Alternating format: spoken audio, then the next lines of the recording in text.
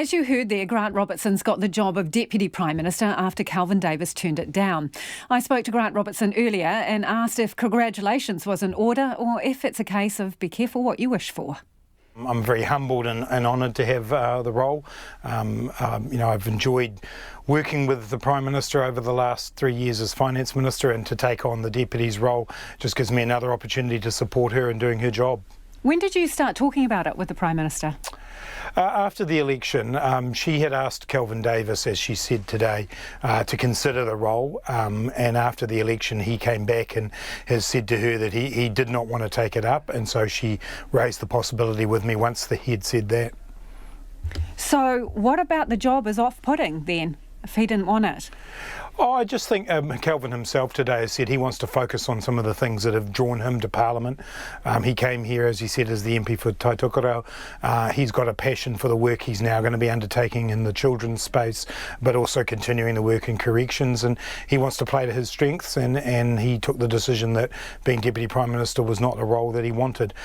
You've got to want to do a job like Deputy Prime Minister, and so I think given that, it was clear for Jacinda that she needed to find somebody else to fill the role.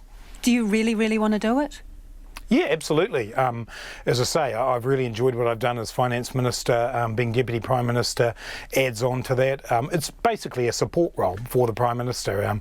She can't be in two places at once, and so there's plenty of occasions where someone needs to fill in, and I'm very, very happy to do that. So you're kind of like the understudy, but do you have a mentor who tells you what your role is as Deputy Prime Minister? That's a good question in politics generally, isn't it? Look, I've been around Parliament for a long time. I've seen various people undertake the role, so I've got a good guide as to how those people have done it. Clearly, Sir Michael Cullen is someone I've looked to from the finance portfolio. He also fulfilled the role of Deputy Prime Minister and Finance Minister as well, so I'll continue to draw on his advice along with others. Let's take a sort of step back and take a look at the whole list that was announced today. So, Phil Twyford, why was he demoted? Well, obviously those are the decisions that the Prime Minister makes, and you'll primarily need to put questions like that to her. But as she said today, we didn't make the progress we wanted to, particularly in the housing area, and that she's decided that she wants now to move forward with Phil playing a different role. Equally, as she said today, he's still a Minister outside Cabinet because he does have a lot to offer us in his role. He's an experienced MP, and so we look forward to working with him there. But we didn't make the progress we wanted to in a couple of the areas that he was responsible for, and the Prime Minister's indicated that was the reasoning behind her decision. A couple of things there. When you say we need to put those questions to the Prime Minister, are all of these decisions regarding the Cabinet list today entirely a captain's call, entirely the Prime Minister's decisions, with no input from anyone else? Well, the situation for all Prime Ministers is that the allocation of portfolios is up to them. Of course, the Prime Minister talks to her colleagues, consults, absolutely, talks to people, but did she people talk in the to community. You? Did she talk to you about the broader picture? Well, look, we had a number of conversations about the lineup and what she was looking for, and the enormous talent that we've got in this team. But I'm just one person giving that input to her. Ultimately, these decisions, as they are for any Prime Minister, fall to them. So, Nanaia Mahuta, did she ask for the Foreign Affairs job?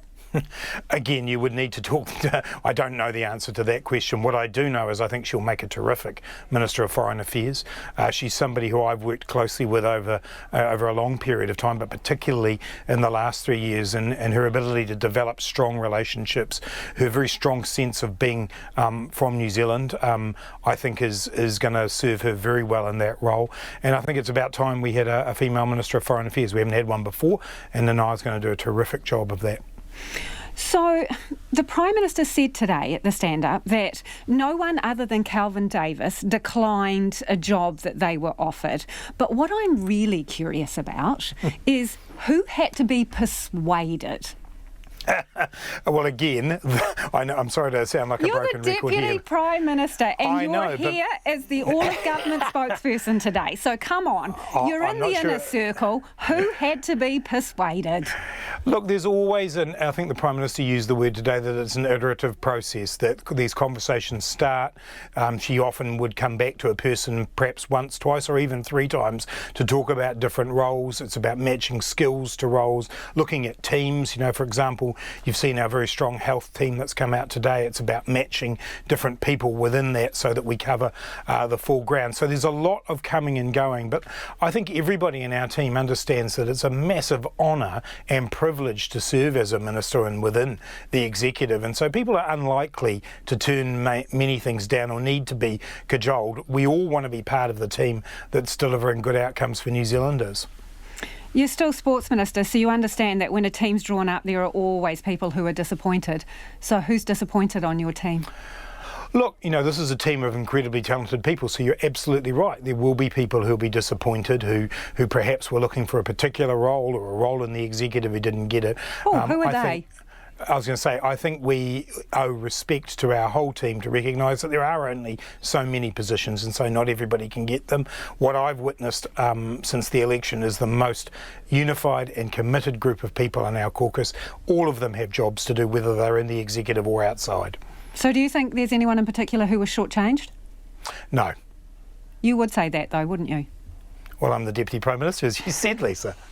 OK, your list of priorities, again, the Prime Minister has said top two priorities for this government are the health response to COVID and driving the economic recovery. Now, that economic recovery, you have got those heavy lifting portfolios. Do you feel any pressure there? Oh, look, no more so than ever as being the Minister. I mean, I recognise that COVID-19's health and economic impact are still to be fully felt. My bit of the equation is particularly around the economic impact, and we are going to have to work very hard as a country over the next few years to recover and rebuild and get that Build Back Better approach going. So we're going to have to be careful. We're going to have to be balanced in the program as we put forward at the election. But no, I've got a lot of optimism about New Zealand. I see the New Zealand economy doing better than people expected. Plenty of headwinds to come, but I've got huge optimism about our country and our resilience. What is the top of your to-do list? Oh, there's many things at the top. The infrastructure number one role. Thing. Well, I was about to say the infrastructure role and taking that on is really important to me. We are spending a lot of money over the next few years in the infrastructure space, and not only in transport but also in areas like health and education. I want to make sure we get on and we deliver to New Zealanders the quality infrastructure they need and deserve.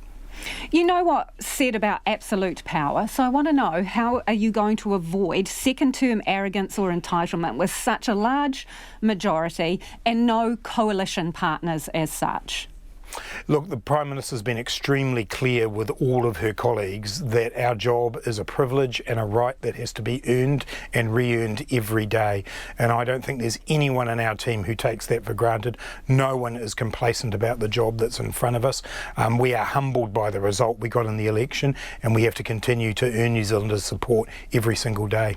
But I suppose it's early days, so it's easy to have that enthusiasm and keep yourself in check. As time goes on, not so much, potentially, and we've seen it in other governments. Yeah, and look, I think the lesson we have to draw from other governments is it's vitally important that we remember what a privilege and an honour this is. And it is actually, I think, one of the character traits of our Prime Minister that she is a person who is very humble and very aware of the privilege that we've got, and she transfers that on to the rest of her team. So I'm certainly not going to be forgetting that anytime soon.